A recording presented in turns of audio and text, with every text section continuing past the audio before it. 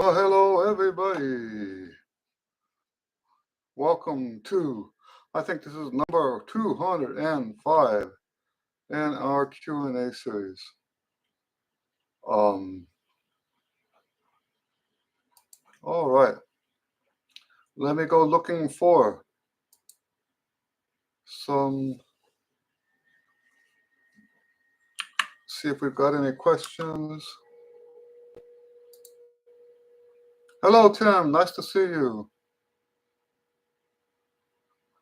So, I hope you're all right.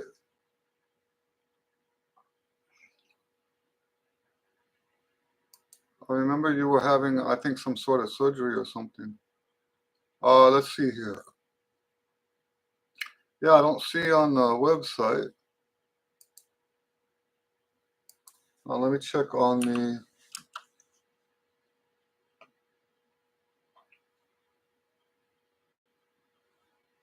Looks like my video from last night is doing very well.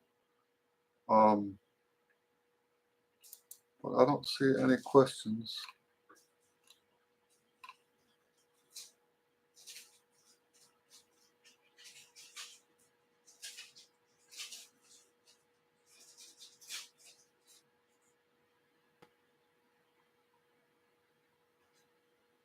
Okay. So we're not starting off with questions so far.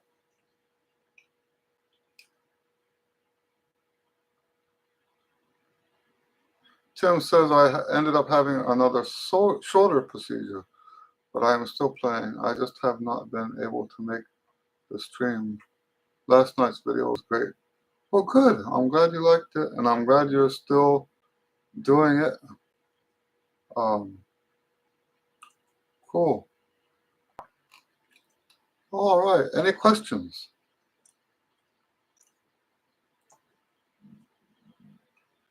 I have one more place I can look.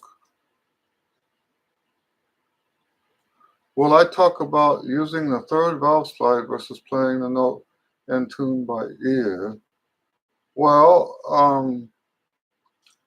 first of all, they're both by ear. It's not, if you're not using your ear, it's not in tune. Okay? All right. So the difference between, I think what you mean is playing it in tune by lipping it or changing the tubing, right? Changing the slide. Now, so lipping is, some people have the skill to do that. And I didn't understand that when I was younger, I didn't understand because I always thought that the trumpet started here and resonated out there. Okay? So there are some people, now that we know that that's not where the resonance, that's not the end of the resonance. You're actually, and that's, people talk about the trumpet player system. I'm going to say it again because I just stuttered. The trumpet player system. Okay? There is such thing as a trumpet player system. And in this system, the resonance doesn't start here at the lips and go through the trumpet. The resonance actually is inside of us. So there are some people that can bend the pitch down, and through the manipulation of their bodies, make it still resonate, even though it's not resonant on the horn itself. So in other words, there are ways to lip it down so that it doesn't have an inferior sound. But I'm going to say, I'm going to warn that this is an advanced technique. That doesn't mean that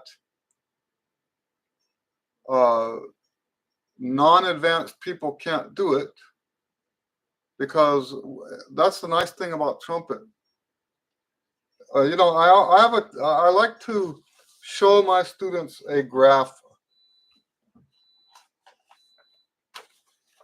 I'll say, this is a graph of your playing. And I'll use red today. I love to do this. It's like a bar graph. Technically it's not really a bar graph, right? So, but I'll say the first column is one aspect of your playing. The second column is another aspect of your playing. The third column is another aspect of your playing. And we have, all of us have a different makeup. Okay, so let me show you this. This is the graph I often show to my students. Obviously, if the bar is higher, it means you're better at it. So we could say that this first column is your sound. Maybe you have an okay average sound. Maybe your sight reading is not so good. That's what that would look like. See, sound, sight reading. Okay. So sometimes you can have somebody that's not advanced at all the other stuff, but can do this lipping thing, lipping the notes down. Okay. They can lip it down and still they just naturally have that ability to make it sound good. Most people don't. And so let's talk about now that I've got the exception out of the way, let's talk about why it doesn't sound good. Because if you pull the pitch down out of the resonant frequency of the trumpet, it's not going to resonate properly. You won't get the same sound. It doesn't resonate properly. Okay? And so you'll get what some people will call a dull sound or a flat sound. Flat not meaning the pitch, but flat meaning no character to the sound. Okay? Now, if we use the tuning slide, then the pitch that we hear in our head is going to match the tuning of the tube. Now, here's the problem. Here's the problem. And I love, Charlie Geyer taught me this. I had actually a free lesson with him. It was over an hour long in Jones Hall, which is where the Houston Symphony meets.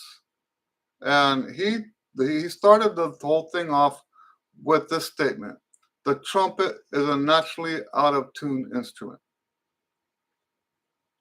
And there are some notes that are sharp, there are some notes that are flat. Some of the notes that we have to play that are out of tune don't have a slide. And you have to lip it down anyway. So on the notes that we do have slides for, we use them. We have to adjust that way because that's why the slides are there. They were built for that, so that we can play in tune with a good sound. But the slides don't cover every possibility. So we have to be prepared to do some lipping along the way. Hello, Karen. Karen says, I heard that you should use your third slide to hit the note in the center right off. Yes. So that's basically what I'm saying, right? Third slide tunes the trumpet. And now let's be clear, just for make sure that I know that you guys know this, but let's be clear for maybe a younger student that doesn't know this. that only applies to the notes that have third valve. If you don't push the third valve down, then the third slide won't affect anything. Okay? I hope that makes sense. But yes, if the slide is not out, then that means that the tubing is less in tune, right? The tubing that you're playing on is sharp because that's a natural tendency for the trumpet. On D, anything that's finger 1 and 3 and 1, 2, and 3 is going to be out of tune. Now, there are some teachers who teach that you don't use the slide on the low G and the low F sharp. We'll get to that in a second, okay? Let's not consider that right now because that's something else.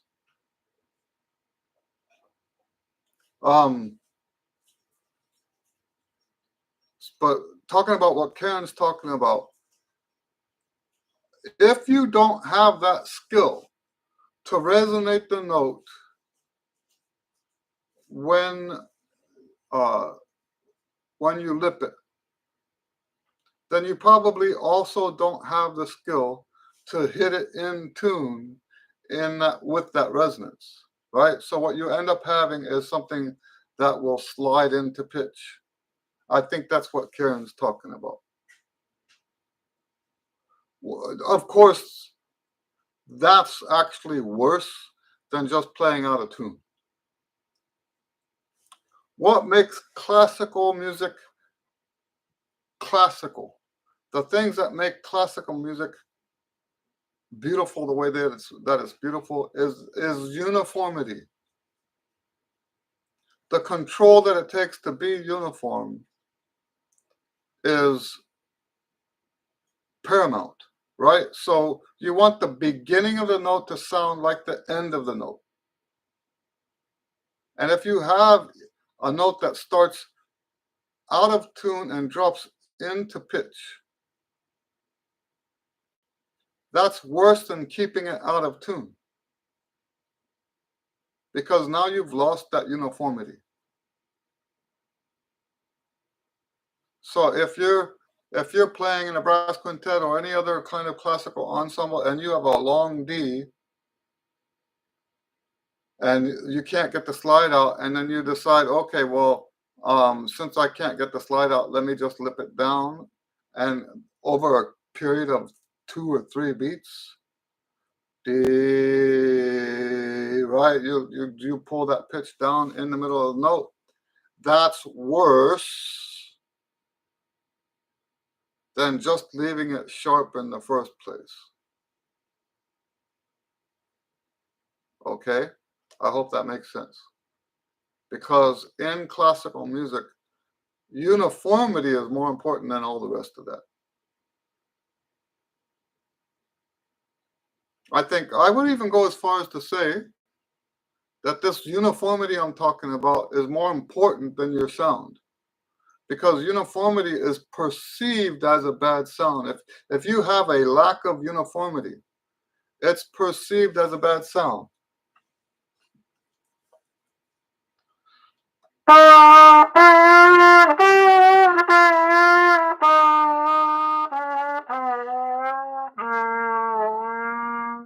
You see what I'm saying? That's when the beginners are first learning. They don't have that control over the uniformity. They'll start a note. They can't make it not change pitch. Okay? They can't not make it change sound in the middle. And that's what makes a pro sound like a pro, is that no matter what's happening, they'll play beep, bop, beep, same sound on all 3 of those notes. Okay, it's that uniformity we're looking for. Now, if you have to lip everything, chances are there's less uniformity in the sound. Hello, Seppo. Seppo says, I have been here already a while, but couldn't text through my cell. Now at my laptop. Okay, cool. Wonderful. Thank you. Um, I'm so glad you guys are here.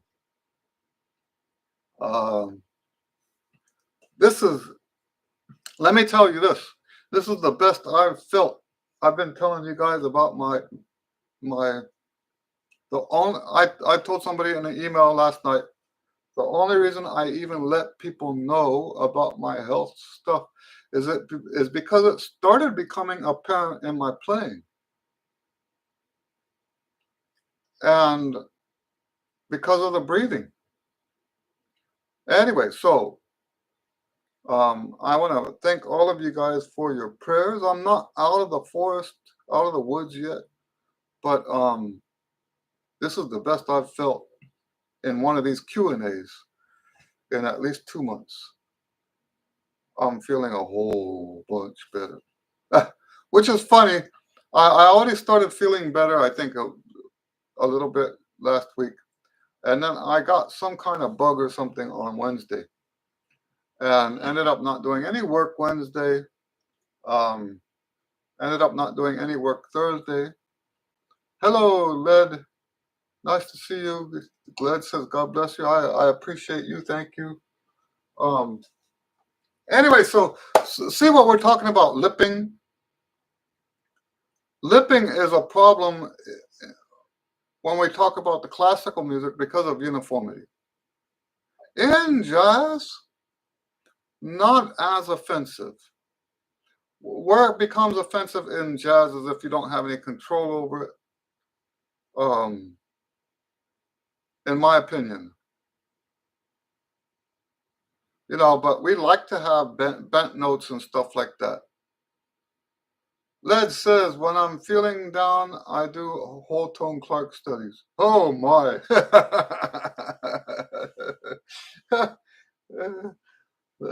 All right. I'll tell you what. Normally, if I'm not feeling good, practicing helps make it better. But this breathing thing really knocked me out. I'll tell you what, that not being able to breathe is a scary, scary, scary thing. I guess for me as a trumpet player, because breathing is my career, right? So, yeah. Any other questions? That's actually a good question. We spent some time on that.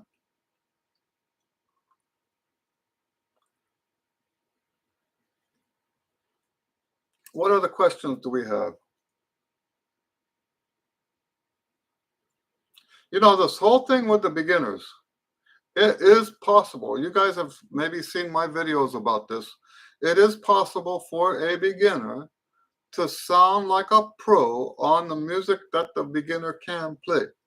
It is possible, it's just not likely, right?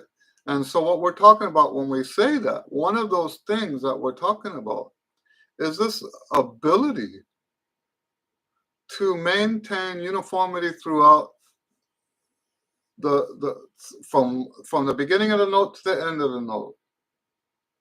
And then uniformity of sound on all the notes for the piece. So if a beginner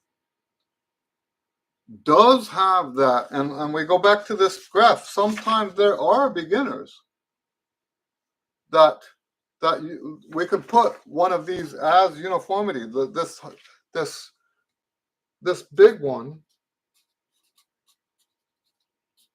And please don't make fun of my spelling. I don't know if I spelt that right. So let's say that the one thing that the beginner has going for him is uniformity of sound. which comes from the uniformity of pitch, right? So it is possible for a beginner student to play Mary Had a Little Lamb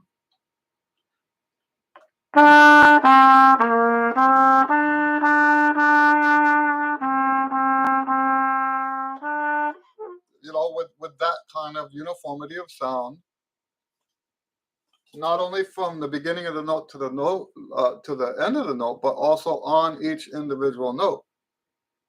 That is a possibility. It's just not something that most students can pull off.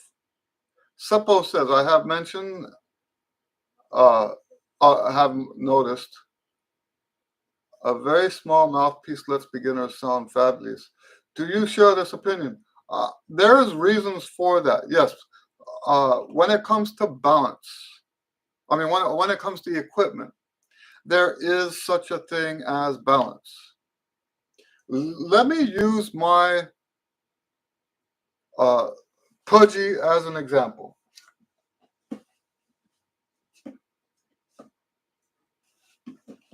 And I don't know where the other slides are, the other tubes.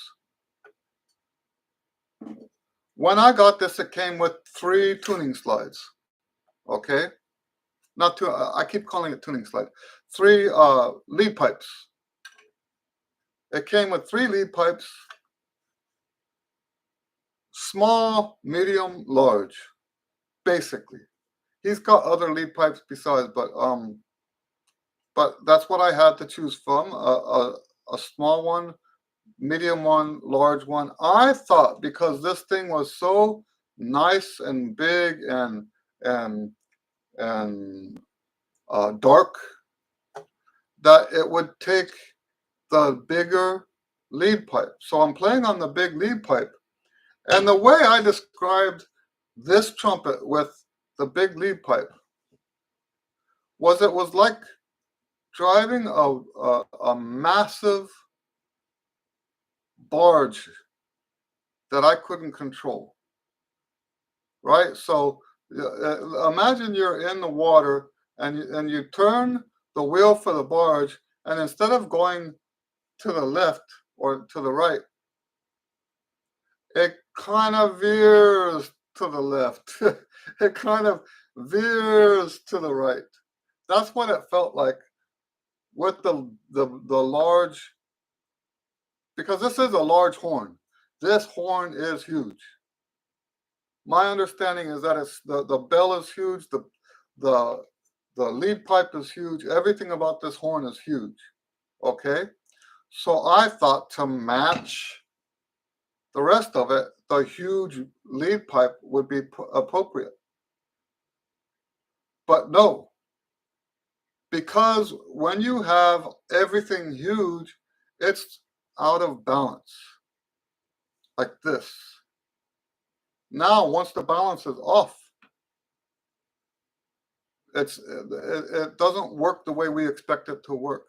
I ended up going from the huge lead pipe to the medium lead pipe, and still not being satisfied with it. Then I went to the small lead pipe.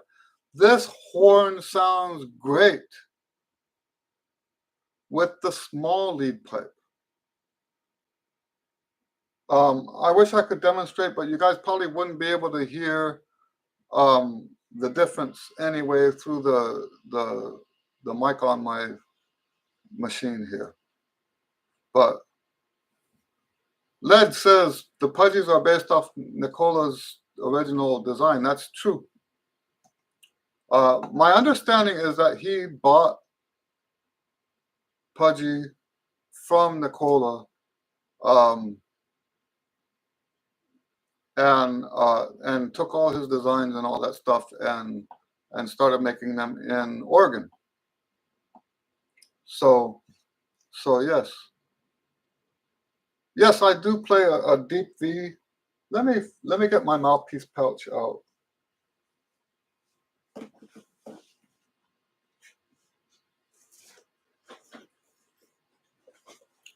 Sometimes, talking about this balance that I'm talking about, sometimes I will put my C cup on this horn. Did I tell you guys this? This is my first mouthpiece pouch that I've ever had. All my life I wanted a mouthpiece pouch. Never had one. Now I'm 60 years old and I am like, yeah, I better get a mouthpiece pouch.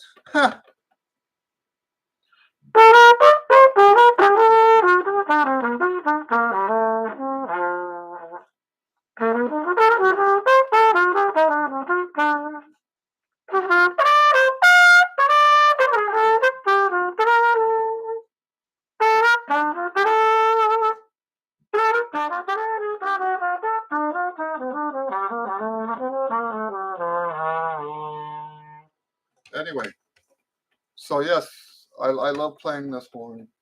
I don't know why I don't play it more often. Anyway, let me finish answering Seppo's question. What does this have to do with the little kids? When we talk about the player's system, like I was talking about earlier, when we talk about the system, their lungs are smaller. Their bodies are smaller. And if you give them equipment that's too large, it forces them to accommodate by pinching, by using too small of an oral cavity, by biting down on the notes. Okay, so yes, it is always going to be better to balance the equipment with the student. Always, always, always. What you have to be careful with is knowing when to expand that when it's time. Knowing when to change the mouthpiece when it's the right time to change. And the way you would notice that is when they start cracking notes. If they crack notes up, it means the mouthpiece is too small.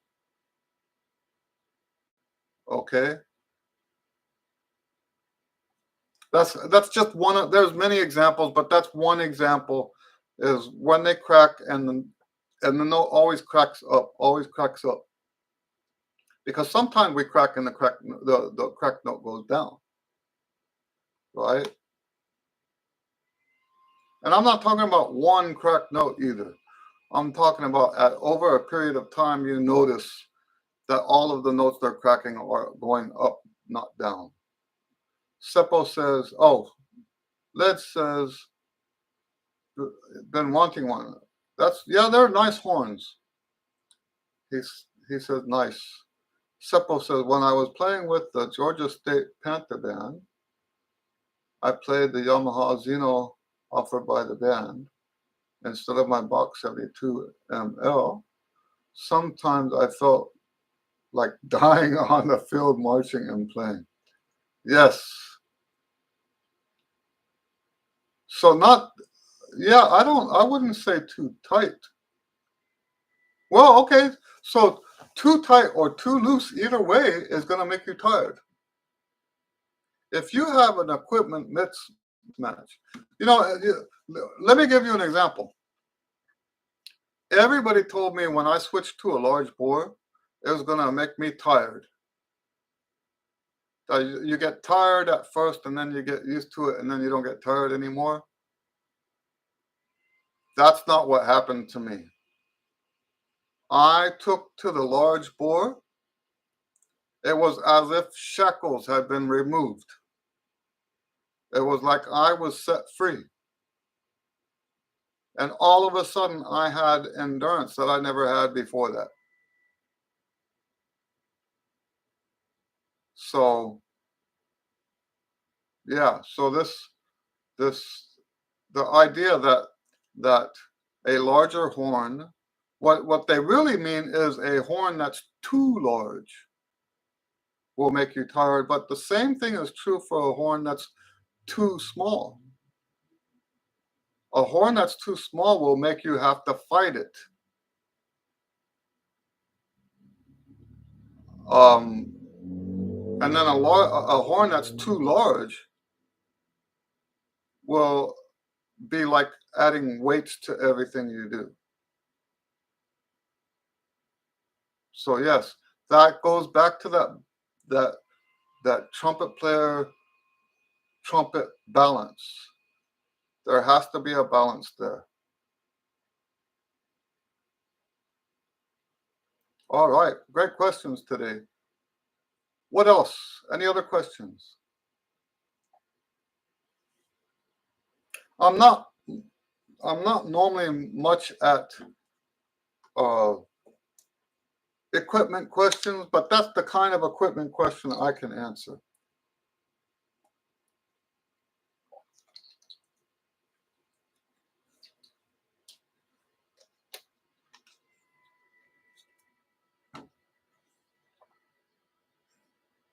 Any other questions?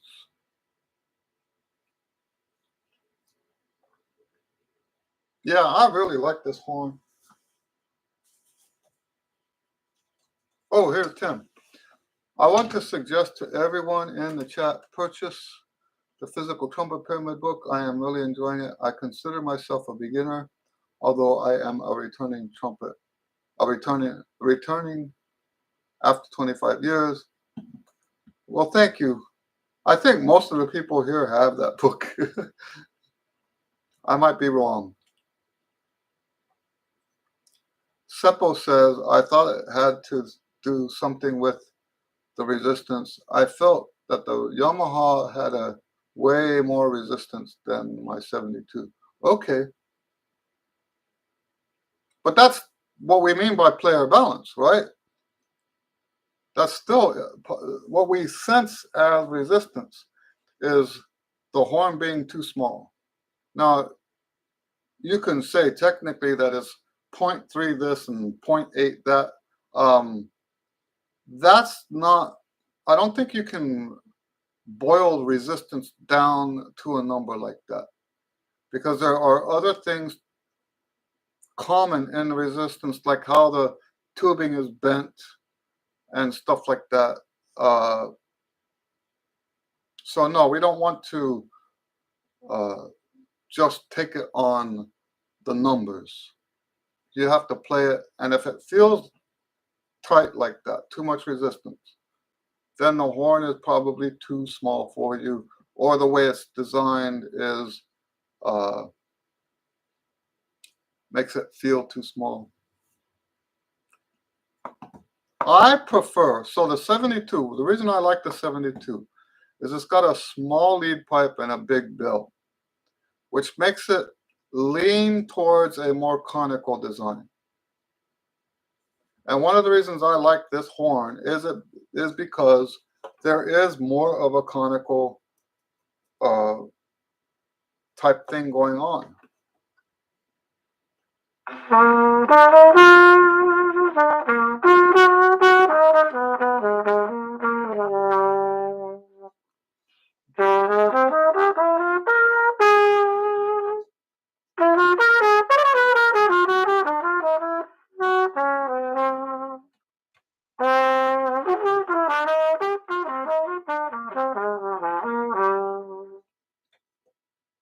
Yeah, I just love this horn.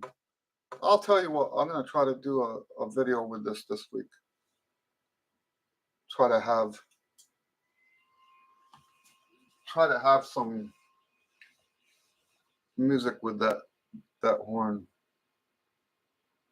It doesn't work very well for me. I hate saying it this way because it sounds like I'm discouraging people from buying it. I love that horn. It's not, I told him when I bought it, it's not going to be appropriate for everything I do.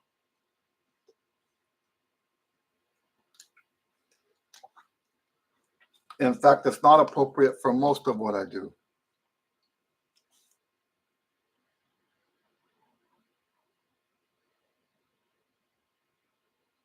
Well, this just came in. Let's see here.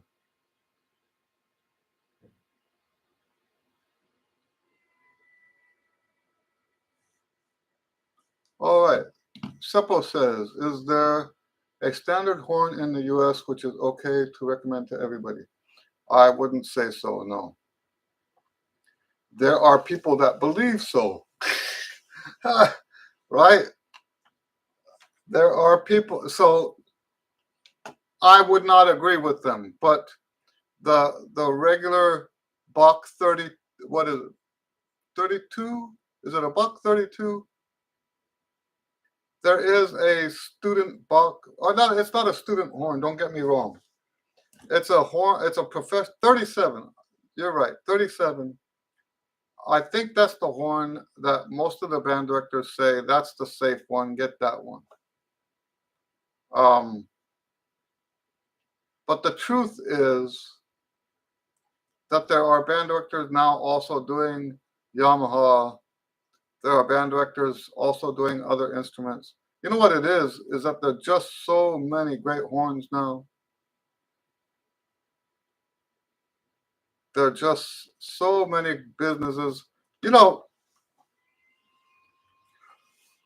talking about uh, economy, right? Because there's people that are concerned about our economy right now, that it might not be as good coming up soon.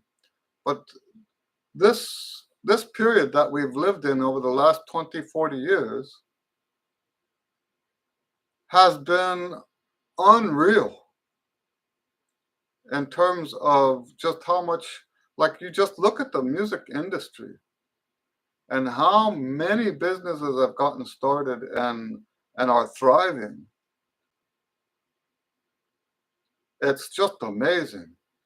You know, how many trumpet makers there are, how many mass produced trumpet makers there are. Yeah, it's just amazing. So there are good horns, and I don't think, 40 years ago they would have said it was the Bach 37. I don't think you can just say that anymore. I think there's a lot of safe horns. The problem is that as many safe horns as there are today,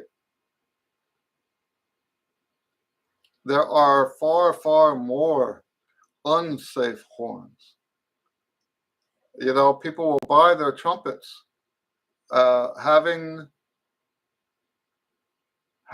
been sold. Remember the old saying from the Italian, "Caveat emptor," buyer beware. Isn't that buyer beware? Um, so what comes along with this prosperity that we've had over these last 40 years, um, is also a bunch of con people. Karen asked what horn would make me sound awesome. Yeah, I wish it worked like that, huh? I think you sound awesome already, Karen. And I'm not kidding. I think you sound great. So yes, I think that I have seen, even recently, right? I have seen people who, for whatever reason, got sold on the a particular instrument, bought the horn, sold it 2 weeks, 3 weeks, 5 weeks later, because they could not make it sound. Some of them even said it didn't sound like this when I was trying it.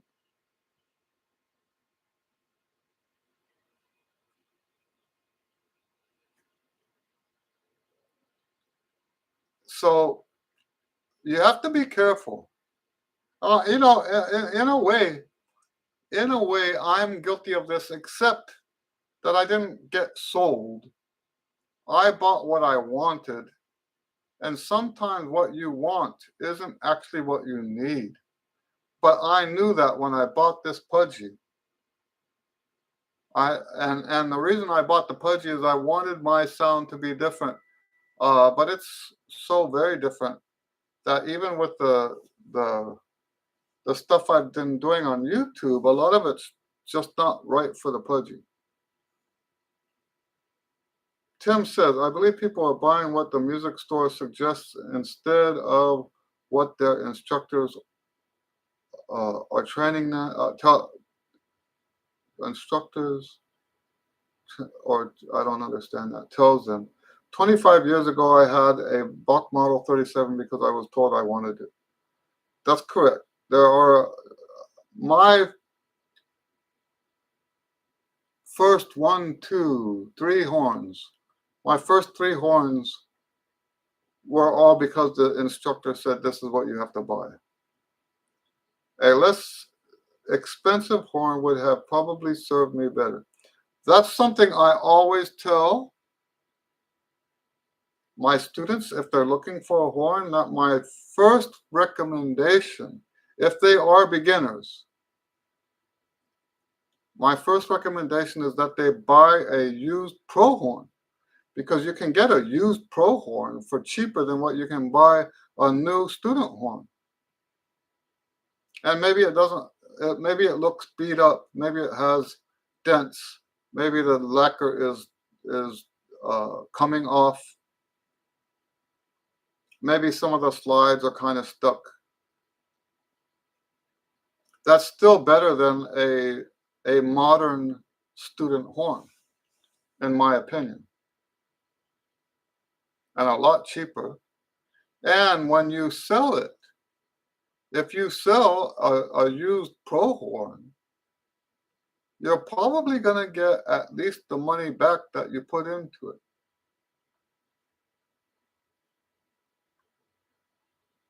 So yeah. Excuse me, sorry about that. Any other questions?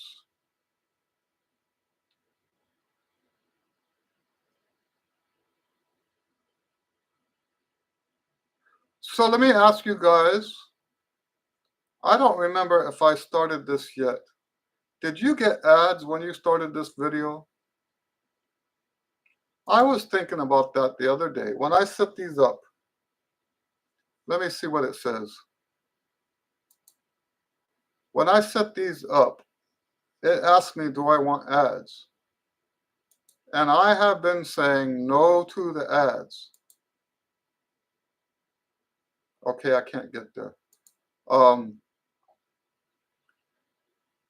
But you know, I never asked you guys if you had a problem with the ads. Okay, so I've been thinking about experimenting with that. Not that I need the money. See, I'm of the opinion, and I might be wrong about this, but I'm of the opinion that if you don't have ads, YouTube might suppress it, because there's nothing for them to gain if there's no ads. You know, the money I make from ads, I've got 1,300, 1,400 videos, and we're creeping up right now on 7,000 subscribers. And the money I make from ads is not worth putting the ads on. Okay? So you know, it's, for me right now, it wouldn't be about trying to get money from these streams. It would be about trying to not let the Q and A get suppressed. Tim says the policy change, you cannot eliminate them now. I think you can have less ads, but you can not opt out. You can opt out on the on the live stream, and you can opt out on ads. You just can't choose what kind of ads you want. Seppo says, if speaking the most versatile instrument characteristics, which would be the key points in instrument design to the instrument to be suitable to orchestra playing and a standard trumpet sound? Well, see, so that's not a question I can answer, because it does really depend on the student. Like, you know how you're giving the younger students smaller mouthpieces. Each student has their own body makeup. And what would work for one student as a versatile instrument does not work that same way for a different student. I know we call them small players, people that play on small equipment, and they tend to be smaller people, like shorter and not heavy, right? Just smaller people, like um, I don't mean that in an offensive way, but their body shape, their rib cages, everything is just smaller. And someone like that, if they want a versatile instrument, is going to have to search for themselves. It's now if you have a population where just about everybody, that just occurred to me, if everybody really pretty much has the same body shape, body size, and stuff like that, then you can kind of go in that direction.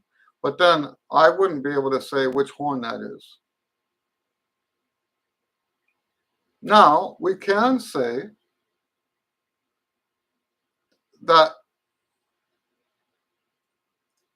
compromise is if you're looking for versatility in stylistic appropriateness, then compromise is the key. We don't want too big, we don't want too small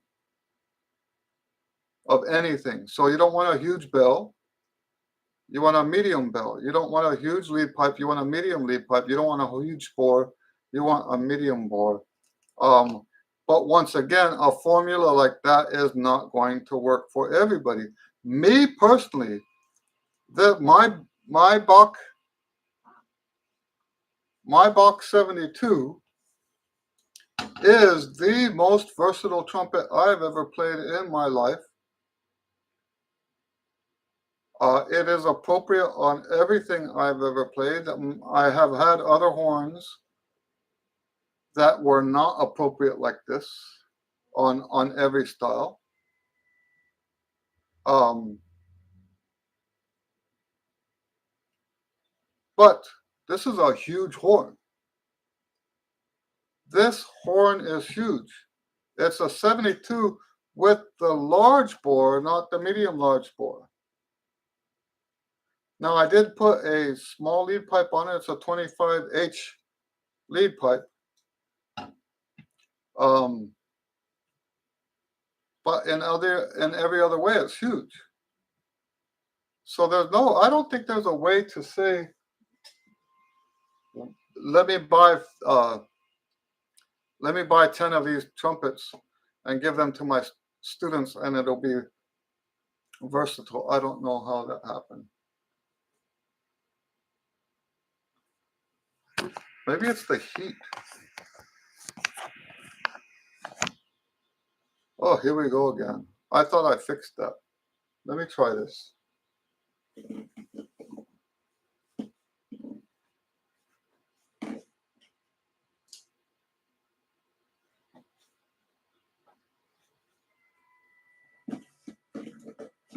Nope, still out of tune, out of focus. All right. So yes, I don't think I can answer a question like that. I've told you guys this before. I have very little classroom experience. So for stuff like that, maybe I'm not the best person to ask. I do have some classroom experience, but what I have on the trumpet side was always my students that came later for a group. And then the stuff on the jazz side, I taught a class for 10 years at the Performing Arts School here. But still, I don't think that's enough. It's not like I've been teaching beginning bands classes for 30 years or whatever. I don't deal with large groups of people. I only deal with individuals. And as someone who works with individuals, I don't have, I have never seen a standard instrument that works for everybody. In my experience, it just doesn't work like that. Now, is it possible that someone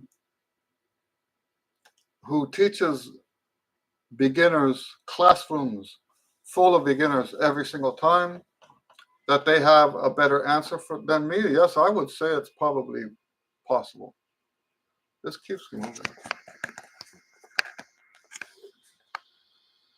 My webcam is very hot, so I think that might be what's going on here.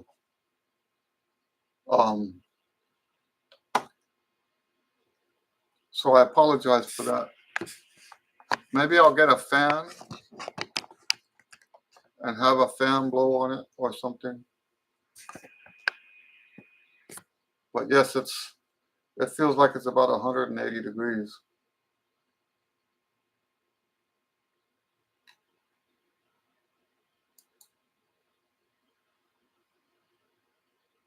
All right, any other questions?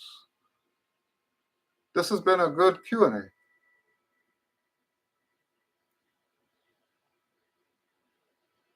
I do have a fan that plugs into a USB.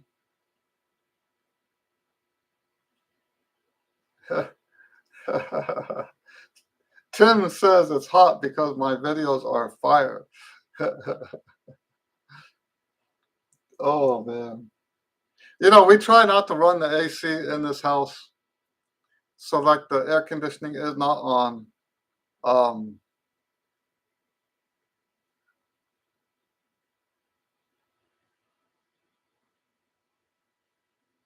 Seppo says, how do you think the trumpet branch will succeed for the next 100 years? Yeah, you know, I think right now we're in a period of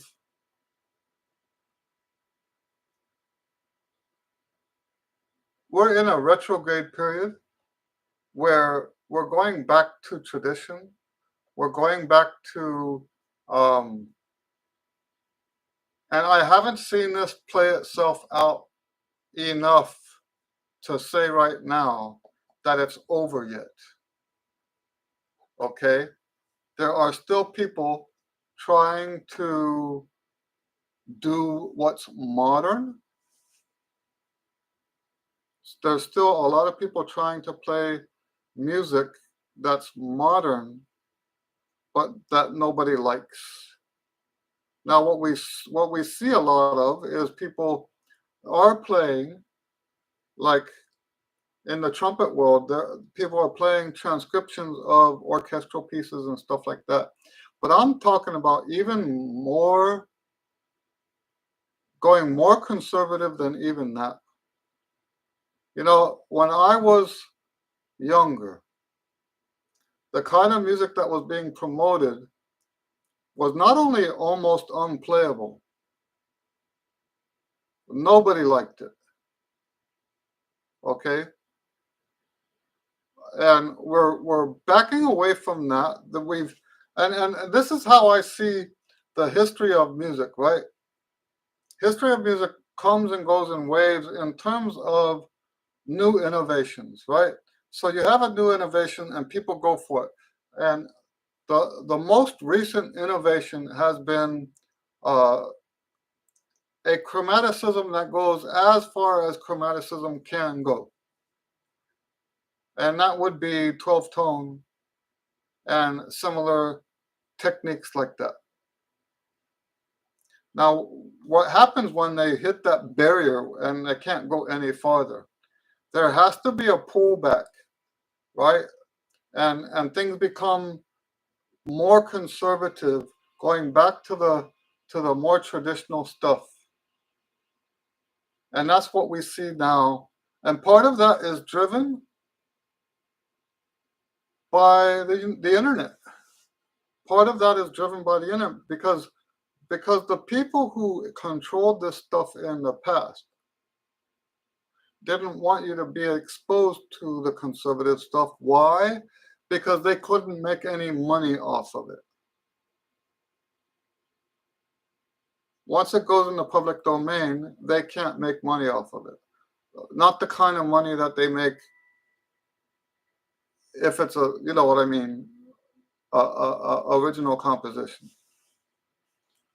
So, but that has reached as far as what people will listen to, that has reached its endpoint. So I see music becoming, for the trumpet as much as everything else, becoming more conservative and more beautiful and less experimental, and that the experimental stuff is going to be more in line with what people will watch and listen to and enjoy. Okay, that's what I see. I don't think people are like what happened in the 20th century. We're not going to see a rerun of that. We're backing away down off of the 20th century. Now, will there be other innovations? There might be other innovations. They won't look like that. You know what I expect more of? I expect there to be more of a worldwide influence on the trumpet music. And I don't mean that the way most other people would mean it. You know, like for me personally, salsa music has found its way into every piece of music I write, even the classical stuff. I cannot undo the impact that salsa had on my musicianship. And the same is true for jazz, but more so for salsa. The rhythms I write, even the classical rhythms, the rhythms I write are, I'm not going to say that they're salsa rhythms, but the way I approach the rhythms are the way that a salsero will approach salsa rhythms. So it's not that my rhythms are necessarily salsa. Some of them are, but that's not what I'm saying. It's not that my rhythms are salsa. It's that the way I approach rhythm is influenced by my time playing salsa. The way I approach form has been influenced by my time playing salsa. So I do see a lot more of this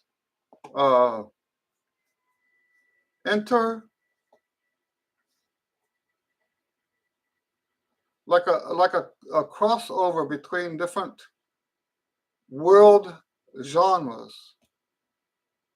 I'll tell you what, I have even been influenced by what is it called? Indian and Pakistani music. I've been influenced by Eastern European music. I've been influenced, Seppo, by Raimo. Raimo often sends me videos of Finnish folk music. I've been influenced by that. And that's where I see things going. You know, you look at how popular Voces 8 has become. I'm going to put a link to their channel. They are huge now.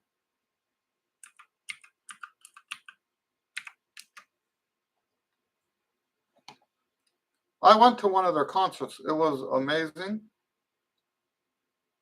I'm going to put a link to their channel here.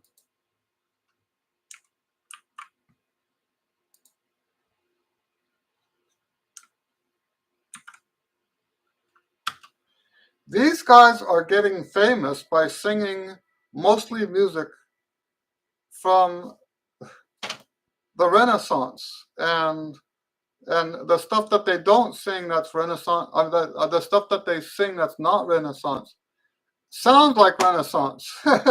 So, um, yeah, it's just amazing. This trend towards more conservative and yet more beautiful music. Seppo asks, are you familiar with the Dohan Christic and Sosa Christic groups? No, I'm not.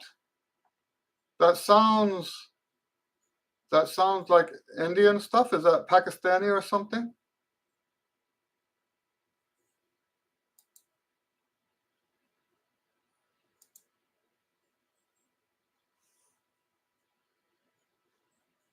No, I'm not. That's not familiar to me. So anyway, that's where I see music going. There's a huge trend right now to more conservative, more beautiful, more expressive, and less experimental. It's not that people aren't experimenting, but I think when they experiment today, and I fall into this category too. I think when they experiment today, they want that experiment to sound good. Not, you know, let me close with this, right? In the 80s, jazz players wore it as a badge of honor that they emptied a complete stadium. They would actually brag in public that they started with a full stadium of fans, and by the time the concert was over, the stadium was empty. They used to brag about this. I think those days are over. For now, I thought these things come and go in cycles. I think for now, those days are over. I think on the jazz side, it was Wynton Marsalis that turned that around. Wynton Marsalis is probably the most important um, when it comes to the history of jazz.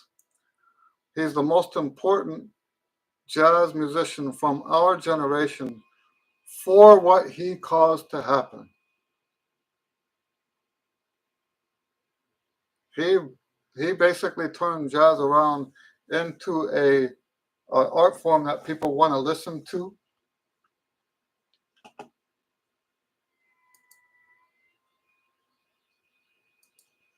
Anyway, I guess we're out of time. Thank you guys for hanging out. I apologize for the terrible camera. Seppo says there's a festival in Serbia called, oh yes, the Trumpet Festival. Oh yeah, so yes, I've seen a video with, I just didn't recognize the names. I've seen a video of that competition. I love that music. I love that music.